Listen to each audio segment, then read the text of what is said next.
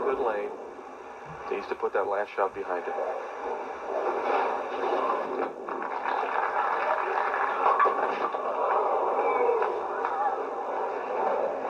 Well, there's this kind of shot that happens after you go light on one lane. He slowed the speed down. The ball hooked early and right through the heart for 4. This is very, very difficult to make. Almost impossible. You do have to have the ball hooking into the 3-pin. Send the 3 into the 4-7 and let the ball get the 9. It's got a chance. Look at that spare, Mike. Oh my gosh, can you believe that? Woo!